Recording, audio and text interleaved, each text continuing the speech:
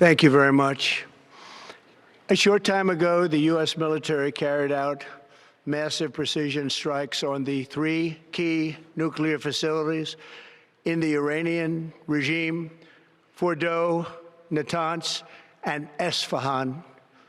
Everybody heard those names for years as they built this horribly destructive enterprise. Our objective was the destruction of Iran's nuclear enrichment capacity and a stop to the nuclear threat posed by the world's #1 state sponsor of terror. Tonight, I can report to the world that the strikes were a spectacular military success. Iran's key nuclear enrichment facilities have been completely and totally obliterated. Iran, the bully of the Middle East, must now make peace. If they do not, future attacks will be far greater and a lot easier. For 40 years, Iran has been saying death to America, death to Israel.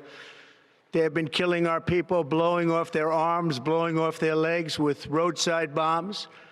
That was their specialty. We lost over 1,000 people, and hundreds of thousands throughout the Middle East and around the world have died as a direct result of their hate. In particular, so many were killed by their general, Qasem Soleimani. I decided a long time ago that I would not let this happen. It will not continue. I want to thank and congratulate Prime Minister Bibi Netanyahu. We worked as a team like perhaps no team has ever worked before. And we've gone a long way to erasing this horrible threat to Israel. Again, somebody has to give me some insight. Y'all really have to help me to understand.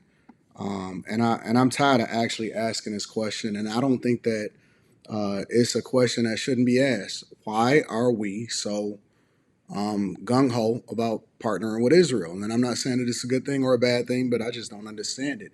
Again, a lot of people make the assumption that is based off of spiritual reasons. Other people are making the assumption based off of things that happened over 70 years ago. Other people are saying we're doing it because of political reasons as far as how they donate to American politicians. But I don't stand with Iran.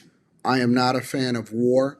I think that this is compartmentalized to where Trump is basically saying, yo, we hit, the nuclear facilities, but we're not necessarily attacking civilians and things like that from Iran. And I don't support Iran at all, but I'm trying to understand it.